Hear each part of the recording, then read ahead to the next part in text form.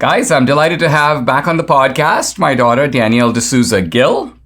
As you know, she is the author of the book, The Choice, The Abortion Divide in America. And that is available on her store. Her store is called americanabydanielle.com. It has all kinds of other cool merchandise. Danielle, welcome to the podcast. I want to start by just asking you, I've been reading this article and I sent it to you from the New Yorker on abortion. But before we get to it, are you surprised that we are somewhat uneventfully in a post-Roe America? For me, it's a little bit startling that we've seen this sea change in jurisprudence on this issue, and yet, things are going on as normal, which is another way of saying that the left's hysterics on the issue, and some of those are continuing, are out of sync with the fact that people are living their normal lives and the issue is being decided locally as it should be.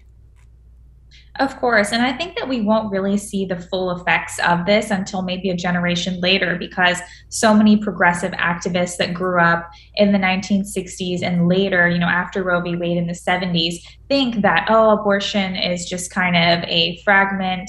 It's something that's part of our society. And so they kind of just take it as part of the country almost, even though it really wasn't. And it was such a radical decision. And so I think that when people grow up knowing that abortion isn't an option, they will probably make sure that they're not in that situation. And so I think there will be a lot more people who are pro-life, not even as activists, but just because that's the way the society is that they grew up in. This is a really good point. Do you think it's possible that as time passes, people will look back on the kind of 50-year abortion era as being a kind of low point in American history, somewhat similar to the way we look back on segregation and slavery? It's kind of hard for us to believe that those things were part of the normal fabric of life, and yet they were.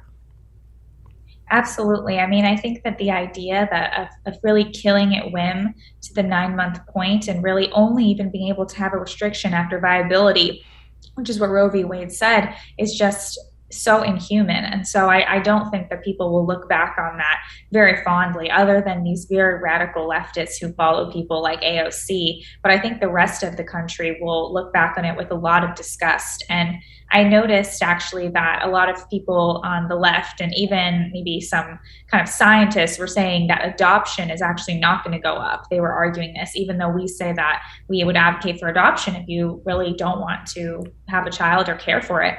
But they say that actually won't go up because it's so unnatural to give up your child. And so then I would say to that, well, it's so unnatural to kill your child. So if you're at the point of wanting to kill the child, then of course we'd want it to live in a better home where the parents and adopted parents care about the child. But I think that it is just so unnatural to want to kill the child. And so I think that adoption should be favored, but perhaps more people will avoid being in that situation and we won't actually see adoptions rise. I'm not sure. What do you make of this business with Elizabeth Warren attacking these pregnancy centers? For a long time, the argument about abortion was choice, right? And so the pregnancy centers are telling women, in a sense, make the choice to have the child. And if that's going to impose a burden on you, we will try to help you through the process. So the pregnancy centers have no power to outlaw abortion, but within the framework of abortion, they're offering an alternative. What explains the venom against pregnancy centers on the part of somebody like Elizabeth Warren? Yeah, well, I think she hates pregnancy centers because she doesn't want women to choose life. A lot of leftists are population control advocates, and they really hope that you do choose to kill the child. But these pregnancy centers, they oftentimes offer you things like, free ultrasounds. They offer you some kind of daycare, perhaps, or other kind of help along your pregnancy. And so I think that the fact that Elizabeth Warren doesn't want these women to have help shows how she wants to basically force them to have abortions and feel like they have no other option, because these crisis pregnancy centers oftentimes do supply another option.